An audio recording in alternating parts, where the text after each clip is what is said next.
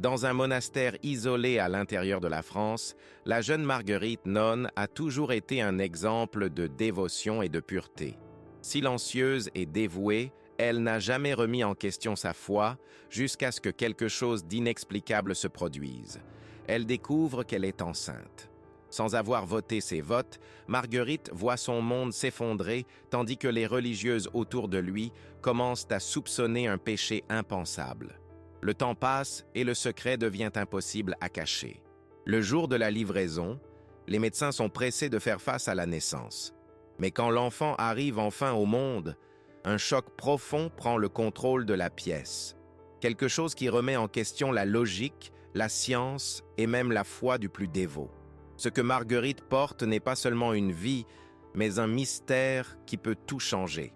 Le monastère de Saint-Michel, situé au sommet d'une colline dans la région de la Normandie, était un endroit où le temps semblait s'être arrêté. Les anciennes pierres murales portaient des siècles d'histoire, et le vent froid soufflé des montagnes chuchotait des prières oubliées. Là, la vie était régie par le silence, la discipline et la foi. Parmi les religieuses du couvent, la sœur Marguerite était l'une des plus dévouées. Fimeuse et réservée, elle s'est réfugiée dans la routine rigide de la vie monastique. Sa foi était sa forteresse. Pour elle, chaque prière, chaque sacrifice et chaque vote étaient des moyens qui l'ont rapprochée de Dieu. Depuis qu'elle avait 17 ans, lorsqu'elle est arrivée au monastère qui s'enfuit d'un passé inconnu, elle s'est complètement consacrée à sa vocation. Maintenant, à 24 ans, Marguerite était respectée par tous. Mais il y avait quelque chose en elle qu'elle ne comprenait même pas. Ces derniers mois, son corps a commencé à donner des signaux étranges. Les nausées matinales la rendent faible et un épuisement inexplicable a pris le dessus sur ses jours. Au début, elle pensait que c'était juste le froid intense de l'hiver ou le jeûne rigoureux qu'elle a suivi. Mais au cours des semaines, la vérité est devenue impossible à nier. Son ventre commençait à grandir. Marguerite a essayé d'ignorer. Il a prié en silence, demandant à Dieu de s'éloigner de ce tourment. Mais son corps n'a pas menti. Quelque chose se passait, quelque chose qui ne pouvait pas être expliqué. Elle n'avait jamais brisé ses votes. Il n'avait jamais été avec un homme. Alors, comment pourriez-vous être enceinte? Le couvent, comme tous les lieux sacrés, avait ses règles. Et une religieuse enceinte était un scandale impensable. Les religieuses vivaient sous la surveillance de la mère Agathe, le plus grand supérieur qui a tenu à maintenir l'ordre absolu dans les murs du monastère. Marguerite savait que s'ils découvraient leur état, il n'y aurait pas de pitié. Chaque matin, en portant l'habitude, elle a essayé de cacher les changements dans son corps. Les vêtements larges ont aidé à déguiser, mais son visage ne pouvait plus cacher la fatigue, la peur et les doutes qui ont grandi avec l'enfant en elle. Et les religieuses ont commencé à remarquer. Les chuchotements ont commencé discrets, cachés dans les coins sombres du couvent. Des regards curieux sont devenus des juges. La Marguerite a ressenti le poids de la suspicion. La sœur Geneviève, la religieuse aînée du couvent, a été la première à la confronter. « Sœur Marguerite, tu es malade ?» demanda-t-il un matin alors qu'ils lavèrent leurs vêtements sur la cour. Marguerite hésita. Le mensonge a brûlé sa langue. « Mais que pourriez-vous faire d'autre ?»« Juste de la fatigue, sœur. J'ai beaucoup prié la nuit. » Geneviève ne semblait pas convaincue, mais n'a pas insisté, pour l'instant. Marguerite a commencé à s'éloigner des autres. Il a passé plus de temps seul dans la chapelle, en priant, en essayant de trouver des réponses. Une nuit, tout en s'agenouillant devant l'image de Notre-Dame, une sensation intense qui lui a pris le dessus. C'était comme si quelque chose en elle était vivant d'une manière qui n'était pas seulement physique. Son ventre semblait vibrer, et pendant un moment, elle a ressenti une étrange chaleur à travers son corps. Elle a mis ses mains sur son ventre et, à ce moment, était sûre de quelque chose. L'enfant à l'intérieur n'était pas courant. La peur a été remplacée par une certitude inébranlable.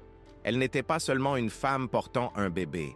Elle faisait partie de quelque chose de beaucoup plus grand, quelque chose que le monde n'était pas prêt à comprendre. La routine du monastère de Saint-Michel a été marquée par des heures rigides. Les religieuses se sont réveillées avant l'aube. se sont rassemblés pour la première phrase de la journée, puis se sont rendus à leurs tâches. Certains cuisinaient, certains cousus, tandis que les plus jeunes ont appris le latin et ont étudié les textes sacrés. Mais il y avait quelque chose qui rendait ce couvent encore plus particulier: le silence absolu.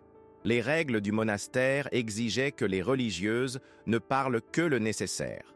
Les vœux d'obéissance et de chasteté se sont accompagnés d'un engagement envers l'introspection.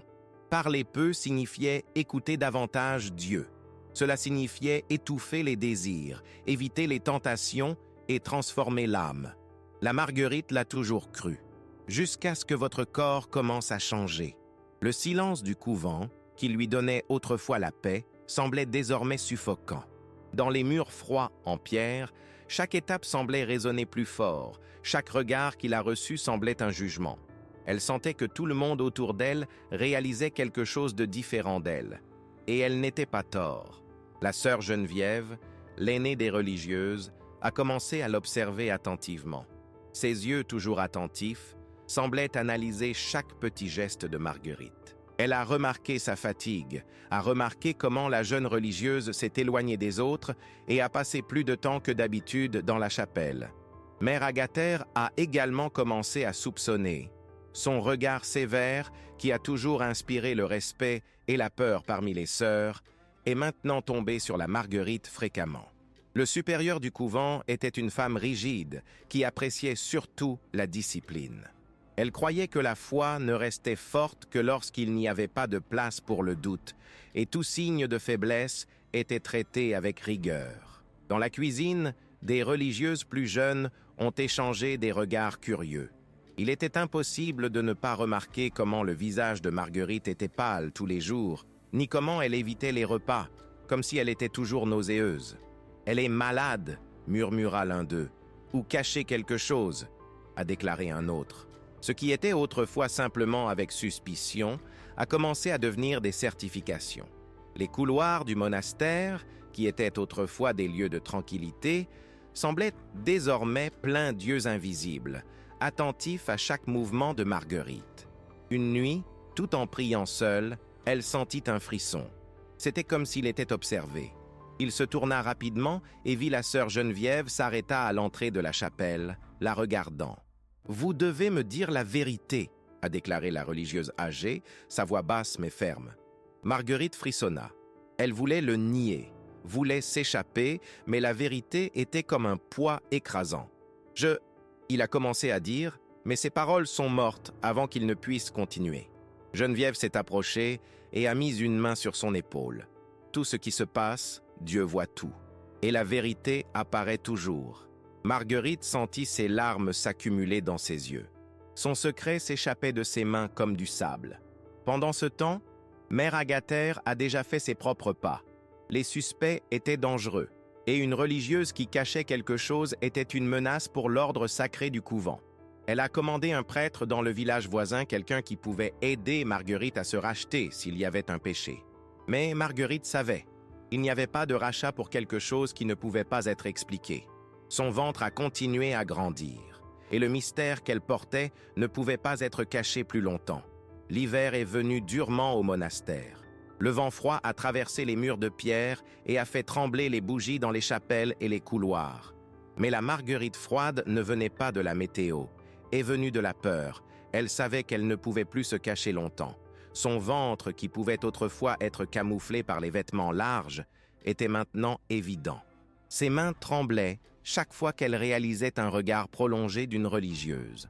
À tout moment, quelqu'un pouvait le signaler. Au début, il a essayé de se convaincre que ce n'était qu'une épreuve de sa foi. Mais la réalité était indéniable. Elle était enceinte. Le prêtre appelé par Mère Agathe est arrivé au monastère un après-midi nuageux. Son nom était le Père Augustin, un homme d'âge moyen, de posture impeccable et de look pénétrant. Ce n'était pas un homme de mots aimables. C'était un inquisiteur.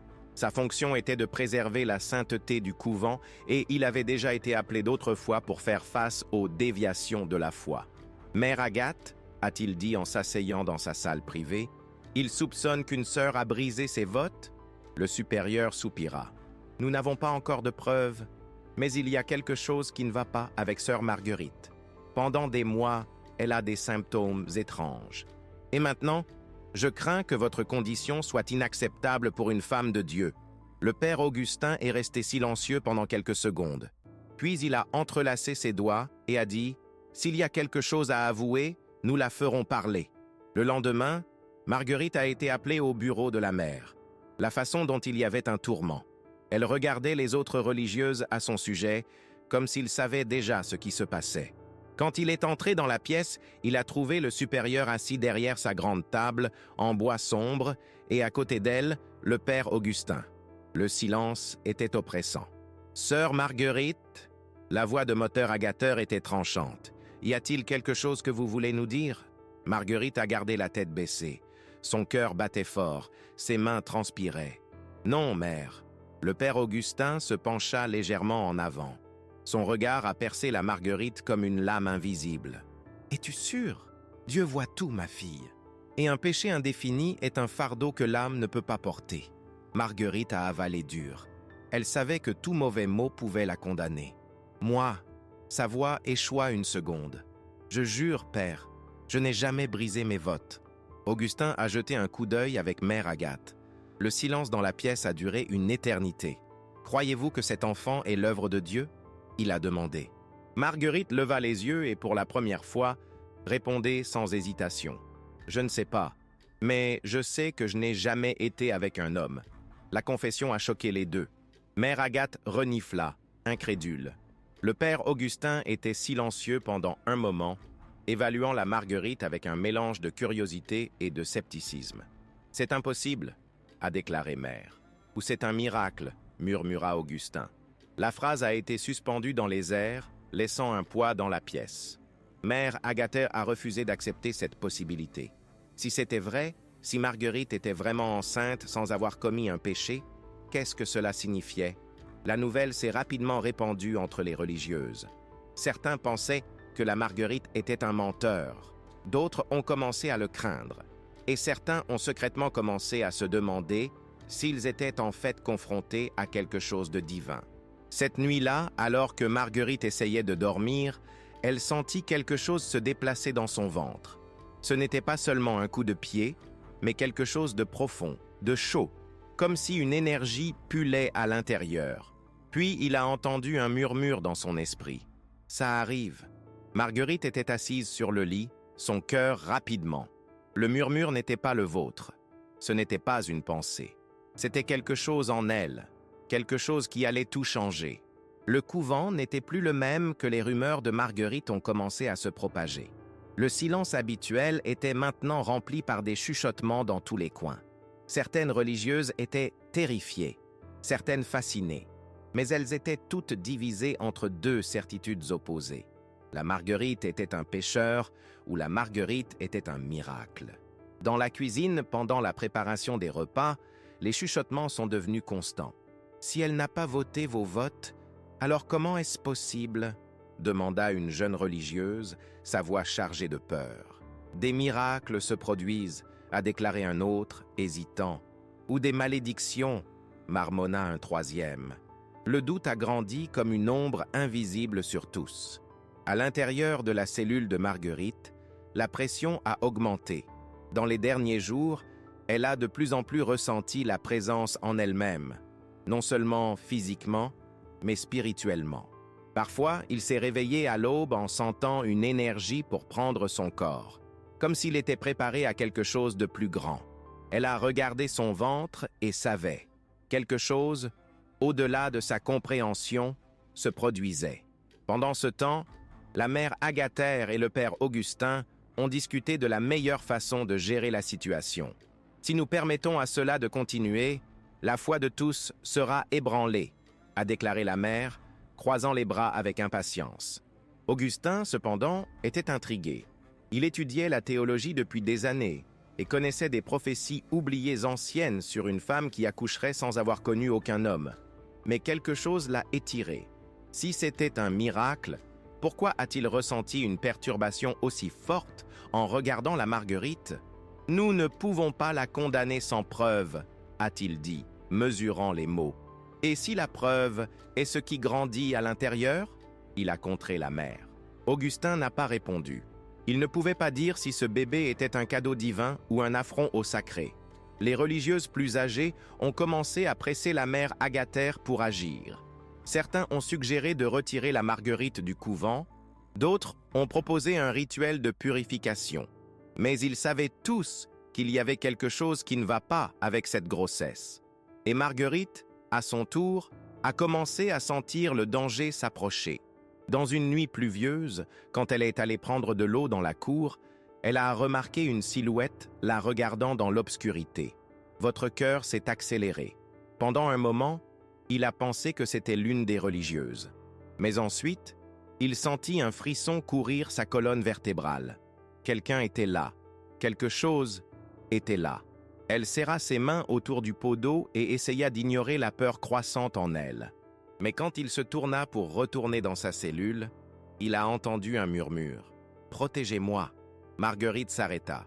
Le son ne venait pas de l'extérieur. Il est venu de l'intérieur. Elle a couru en arrière, fermant dans sa cellule, son cœur martelant dans sa poitrine. Elle savait qu'elle était surveillée. Elle savait qu'il planifiait quelque chose contre elle. Et maintenant, plus que jamais, je connaissais ton bébé. Ce n'était pas seulement un bébé. Il était quelque chose que le monde ne comprendrait jamais. Mais la question était, le couvent lui permettrait-il de naître? La pluie a puni le toit du monastère et le tonnerre a déchiré le ciel sombre de la Normandie. À l'intérieur de la cellule de Marguerite, la douleur est venue comme une vague écrasante. Son corps s'est contracté dans des spasmes et elle se sentait comme quelque chose se déplaçant en elle avec une force impossible.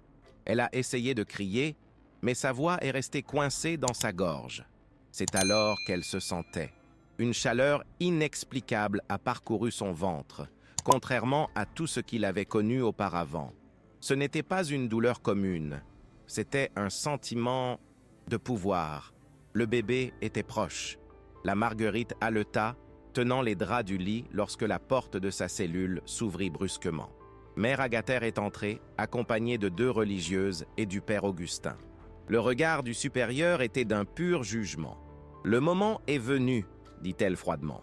Le père Augustin a hésité. Il a vu quelque chose de différent dans la Marguerite maintenant. Son visage était pâle, mais ses yeux, il portait quelque chose qu'il n'avait jamais vu auparavant. « Que voulez-vous faire, mère ?» demanda-t-il, suspect. Le supérieur a croisé ses mains devant le corps. Cet enfant ne peut pas naître. Le silence est tombé sur la cellule comme un poids écrasant. La Marguerite élargit les yeux. Alors, était-ce? Il la tuerait. Son souffle s'est accéléré et elle grinça des dents contre le mur. « Non, s'il vous plaît, non » murmura-t-il. Madre Agathe a signalé les religieuses. 2 femmes se sont avancées vers la Marguerite. Mais c'est alors que le bébé a réagi. Une lumière intense se propage dans le ventre de Marguerite. Les religieuses se sont retirées, effrayées, tandis que la température dans la cellule grimpa soudainement. Le père Augustin a regardé cela, horrifié. Ça ne peut pas se produire. Marguerite sentit une autre vague de chaleur prendre son corps. Elle n'était plus seule. Quelque chose en elle l'a protégée. C'est à ce moment-là que les bougies dans la pièce se sont éteintes en même temps. Mère Agathe a essayé de parler, mais une force invisible l'a jetée contre le mur, cria les religieuses. Le père Augustin est tombé à genoux, chuchotant les prières. Et puis, au milieu du chaos, la Marguerite a ressenti la première véritable contraction. Le bébé venait, et le monde ne serait plus jamais le même. La lumière émanant du ventre de Marguerite a oscillé comme un feu invisible, illuminant les visages terrifiés des religieuses et du père Augustin. Mère Agatère essayait de se lever, mais son corps tremblait. Elle n'avait jamais ressenti autant de peur de sa vie. La Marguerite haletait, sa peau couverte de sueur. Les contractions devenèrent de plus en plus fortes, et elle savait que l'accouchement était inévitable. Mais quelque chose à l'intérieur disait que ce ne serait pas une naissance courante. Toute la pièce semblait pulser, comme vie. Les crucifix accrochés sur les murs ont commencé à tourner seuls. Les religieuses ont crié de panique et ont fui la pièce, laissant la mère Agatère et le père Augustin derrière. « Ce n'est pas l'œuvre de Dieu !» murmura la mère, terrifiée. Augustin, toujours à genoux, regardait la Marguerite avec un mélange de fascination et de terreur. « Et si c'est le cas ?» murmura-t-il. Les yeux de Marguerite rencontrèrent les siens. À ce moment-là, elle comprenait tout. Ce qui était en elle n'était pas un miracle ni une malédiction. C'était la prochaine étape. Un changement qu'aucune religion, aucune règle, aucune croyance ne pouvait empêcher. La porte de la cellule s'ouvrit violemment avec le vent et le son du tonnerre résonna à travers le monastère. Le bébé arrivait et le monde devrait l'accepter, l'aimerait ou non. Mère Agathe s'éloigna, couvrant ses yeux, comme si la lumière était insupportable. « Non! Cela ne peut pas exister !» Mais il existait. Et il n'y avait rien de plus qu'elle pouvait faire, cria Marguerite, sentant la douleur maximale traversant son corps. Le moment était arrivé. Et avec un dernier flash de lumière, l'enfant est né. Pendant un moment, tout était silencieux. L'ensemble du monastère semblait s'être arrêté à temps. Et puis, le bébé a ouvert les yeux. Le père Augustin se tenait lentement, ses jambes tremblantes. Il a regardé le nouveau-né, et lorsque ses yeux ont rencontré ceux de l'enfant, il a complètement perdu son discours. Ce look n'était pas humain, c'était infini. Marguerite, avec le bébé dans ses bras, a regardé Augustin et la mère Agathe. Elle n'avait plus besoin de les craindre. Elle savait. Le monde ne serait plus jamais le même. Le silence qui planait sur le monastère était presque surnaturel. La lumière qui avait rempli la cellule a disparu, mais l'air a toujours vibré, chargé de quelque chose d'invisible, quelque chose que personne ne pouvait comprendre là-bas.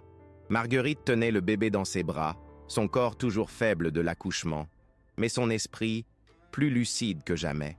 L'enfant était différent. Elle l'a senti. Il n'a pas pleuré comme les autres nouveau-nés.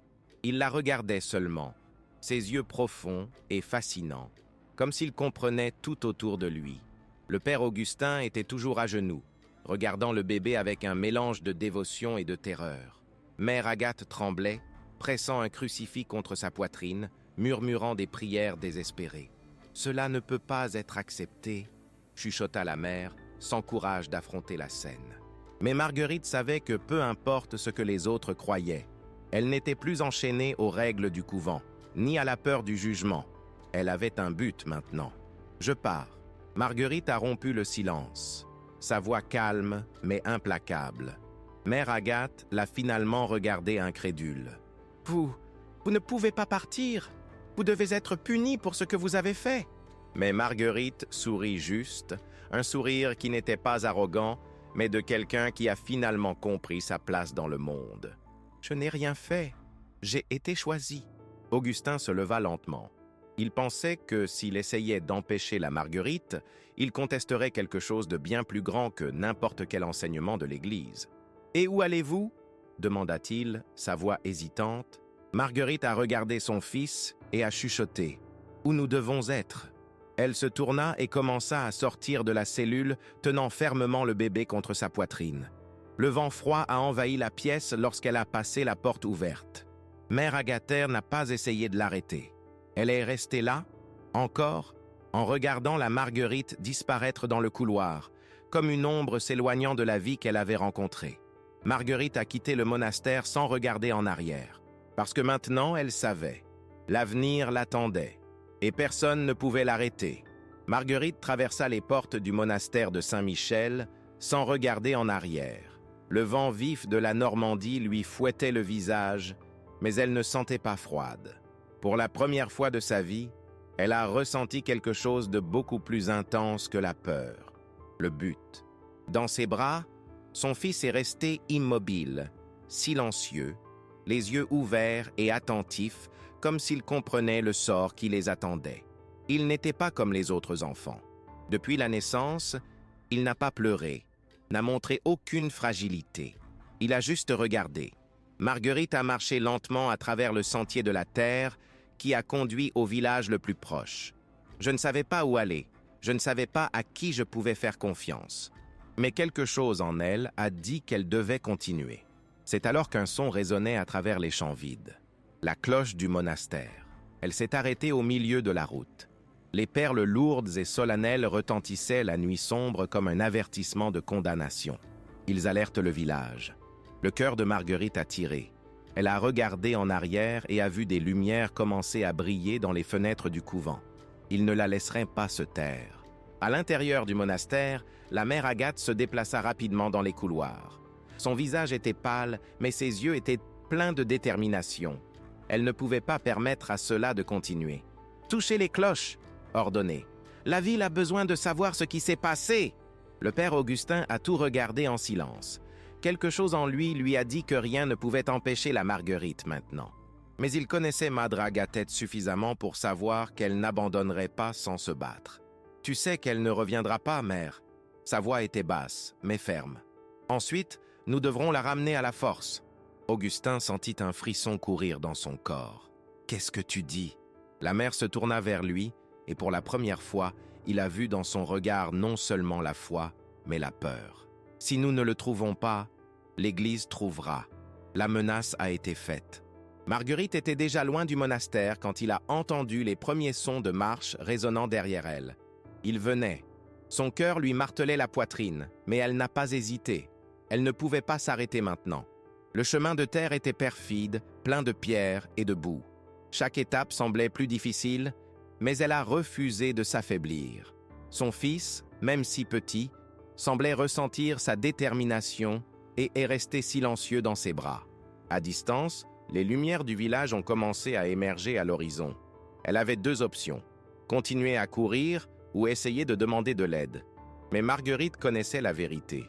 Il n'y avait personne là-bas qui pouvait l'aider. La ville appartenait à l'Église. S'ils le trouvaient, ils prendraient leur fils. Le son des marches derrière elle était plus fort. Ils approchaient. Elle regarda autour de lui, à la recherche d'un endroit pour se cacher. Devant, il a vu une petite construction abandonnée, une vieille chapelle qui était en ruine pendant des années. Ce serait dangereux, mais c'était votre seule chance. Respirant profondément, elle a couru. Le vent a fouetté ses robes, la boue collée à ses pieds, mais elle ne s'est pas arrêtée. Elle ne pouvait pas s'arrêter. Quand il est arrivé à la chapelle, il a poussé la porte en bois rouillé et est entré, le fermant derrière lui. L'obscurité l'a enveloppé et pendant un instant, le seul son était son souffle haletant. Elle se pencha contre le mur de pierre, tenant le bébé contre sa poitrine. Son cœur battait si fort qu'elle pensait qu'il pouvait l'entendre dehors. À l'extérieur, les voix résonnaient. « Elle est venue ici !» cria l'un des hommes. « Cousez la zone, il en a commandé un autre !» Marguerite se mordit la lèvre pour contenir le désespoir. Il se rapprochait de plus en plus. Et puis quelque chose s'est produit. Le bébé, qui était même immobile, leva lentement de minuscules mains, observa la Marguerite, son corps tendu. C'est alors que l'air à l'intérieur de la chapelle a commencé à vibrer. Les bougies effacées sur les côtés de l'église Ryde étaient allumées seules. Le vent s'est arrêté dehors. Et puis les voix des hommes ont cessé. Marguerite ferma les yeux. Elle savait ce que cela signifiait. Elle n'était pas seule. Quelque chose la protégeait, ainsi que son fils. À l'extérieur, les hommes ne cessèrent de regarder, mais aucun d'entre eux n'a osé approcher la chapelle. La nuit s'est approfondie, et Marguerite, tenant son fils, savait que le moment allait arriver. Le monde devrait y faire face. Le père Augustin prit une profonde inspiration devant les portes fermées de la chapelle. Son cœur battait comme un tambour sur sa poitrine. Quelque chose en lui a crié pour qu'il se retire, pour accepter que certaines questions ne soient pas répondues. Mais il ne pouvait pas. Il avait besoin de voir. Avec un dernier souffle, il a poussé les portes. Ils s'ouvraient lentement, allant comme de vieux os. Et ce qu'il a vu à l'intérieur a pris son souffle. La chapelle a été baignée d'une lumière dorée et pulsante émanant du centre de l'autel.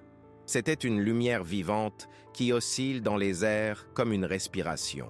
Marguerite était à genoux sur le sol, tenant son bébé contre sa poitrine. Mais elle n'avait pas l'air faible. Elle avait l'air glorieuse. Ses cheveux tombèrent sur ses épaules et sa peau pâle reflétait la lumière autour. Elle n'était plus la jeune religieuse effrayée qui s'était enfuie du couvent. Elle était la mère de quelque chose que le monde n'avait jamais vu auparavant. Et dans ses bras, le bébé était éveillé.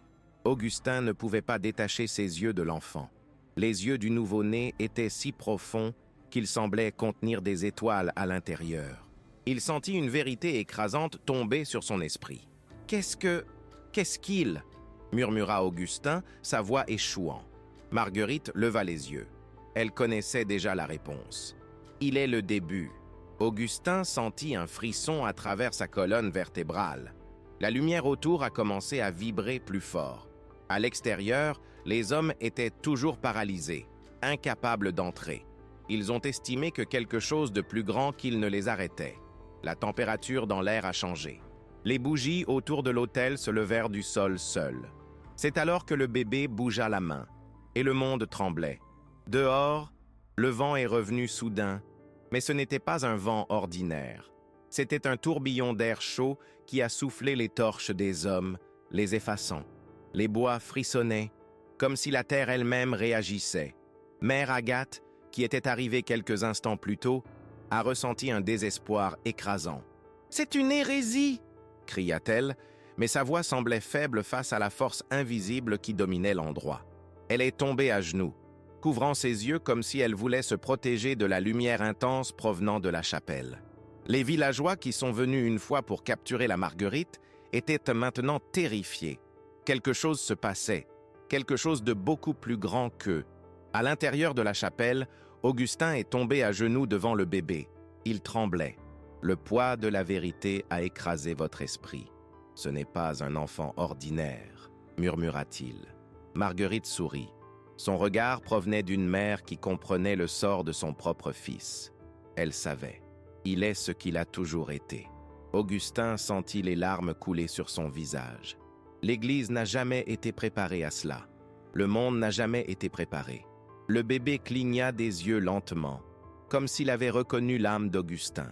C'est alors que la lumière s'est renforcée. Elle s'est développée, remplissant tous les coins de la chapelle. Et pendant un moment, il n'y avait que la luminosité dorée. Le temps s'est arrêté. Le vent a cessé. La peur a disparu. Et puis, la lumière a explosé. À l'extérieur, les hommes ont été renvoyés avec l'impact invisible. Le sol trembla, les arbres tremblaient, et le monastère au loin sentit la vague d'énergie. Quand la lumière a disparu, Marguerite et le bébé n'étaient plus là. Le silence a dominé la forêt. Le père Augustin était toujours à genoux sur le sol de la chapelle, un regard vide, comme s'il venait de voir quelque chose d'impossible. Les villageois se sont regardés, haletants, essayant de comprendre ce qui venait de se passer. Mère Agathe était encore. Ses yeux, autrefois pleins de haine, étaient maintenant vides. Elle avait été vaincue, parce qu'il n'y avait rien de plus à faire. Marguerite et son fils étaient partis, et le monde ne serait plus jamais le même. Le silence qui a pris le contrôle de la forêt après l'explosion de la lumière n'était pas un silence commun. C'était un vide absolu, comme si quelque chose de plus grand avait balayé la nuit et n'avait laissé qu'un écho lointain. Mère Agathe était toujours allongée sur le sol, ses mains serrant un troisième assez fort pour que ses doigts soient blancs. Ses yeux étaient larges, son esprit sur le bord de l'effondrement. Elle a toujours cru à l'ordre inébranlable de Dieu, aux lois rigides de l'Église, au pouvoir absolu de l'obéissance. Mais maintenant, tout cela s'était effondré. Tout ce que Marguerite portait dans son ventre n'était pas un blasphème, mais ce n'était pas un miracle qu'elle pouvait comprendre. C'était quelque chose de nouveau, quelque chose qui n'aurait jamais dû exister. Elle s'est levée avec des difficultés. Le vent froid a soufflé son voile noir et pour la première fois, elle ne savait plus quoi faire. Mère Agathe a regardé autour de lui et s'est rendu compte que les villageois, les hommes armés et même les religieuses qui sont venus après que Marguerite ne la regardait plus. Ils ont regardé le père Augustin. Le père Augustin était toujours agenouillé sur le sol de la chapelle. L'endroit où Marguerite avait été quelques minutes auparavant n'était qu'un vide illuminé par la faible lumière des bougies. Le bébé était parti, elle aussi, et ils ne savaient pas où ils étaient allés. Mais je me sentais, il se sentait. Quelque chose à l'intérieur avait changé pour toujours. Quand il s'est finalement levé, il s'est rendu compte que ses genoux étaient couverts de sang. Il était tombé si fort sur le sol de la pierre que sa peau avait déchiré. Mais il n'avait même pas de douleur. La seule chose que je ressentais était un trou à l'intérieur de la poitrine. un vide de ceux qui ont été témoins de quelque chose de trop grand pour expliquer. Il se tourna vers les villageois, vers les hommes armés, à la mère Agathe, et dit juste une chose. Il a commencé. La phrase s'est arrêtée dans l'air comme un murmure impossible d'être défait. Dans les jours suivants, l'histoire a commencé à se propager. Le monastère était silencieux. Les religieuses ne chantaient plus leurs hymnes avec la même dévotion. Il y avait un poids invisible dans l'air, un sentiment que quelque chose avait été brisé cette nuit-là. Certaines sœurs sont parties, d'autres sont restées, essayant de prétendre que rien ne s'était passé. Mais personne, absolument personne, n'a réussi à dormir sans se souvenir de la lumière qu'ils ont vue dans cette chapelle abandonnée. Mère Agathe, qui a déjà régné avec Iron Hand, a perdu sa force. Elle vieillit pendant la nuit. Son dos avant Eretas était maintenant arqué. Sa voix autrefois ferme sort maintenant comme une faible respiration. Elle savait qu'elle ne pouvait jamais regarder un crucifix de la même manière. Parce que maintenant, elle savait que même l'Église n'avait pas toutes les réponses. Le père Augustin est parti. Il n'a plus jamais été vu dans le village. Certains disent qu'il a enlevé un cheval et est monté sans but.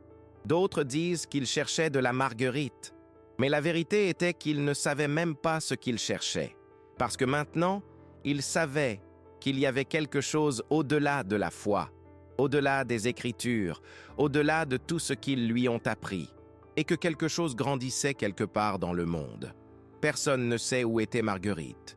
Certains murmurent qu'elle s'est enfuie dans un autre village, élevant son fils en secret. D'autres croient qu'elle n'a jamais marché sur terre. Mais ceux qui ont vraiment ressenti ce qui s'était passé cette nuit-là connaissent la vérité. Elle n'a pas disparu. Elle attendait. Parce qu'un jour, quand le monde était prêt, votre fils reviendrait. Et rien, ni l'Église, ni la science, ni Dieu ou le diable ne pouvaient l'empêcher. Le temps est passé. Les années ont transformé cette nuit orageuse en un murmure perdu dans l'ombre de l'histoire. Le monastère de Saint-Michel était toujours debout, mais ses murs semblaient plus froids, vides. Peu de religieuses ont été laissées. Mère Agathe est décédée peu de temps après. Ils disent que dans ces derniers jours, elle lui parlait seule. Il a murmuré à propos d'une femme qui a porté quelque chose d'impossible, quelque chose qu'elle n'aurait jamais dû naître. Le père Augustin n'a jamais été retrouvé. Mais de temps en temps, un vieux voyageur est venu dans des villages éloignés, posant des questions sur une femme et un enfant. Jamais eu de réponse. Et peut-être que c'était mieux comme ça. Dans un pays lointain, dans une maison simple entourée de Dourados Campos, une jeune femme marchait pieds nus sur la terre douce. Ses cheveux étaient lâches, ses yeux sereins. Derrière elle, un enfant a marché, votre fils, maintenant grandi. Il a regardé sa mère avec ses mêmes yeux anciens qui portaient l'infini. Et puis, il a souri. Le monde ne savait pas encore, mais son temps arrivait.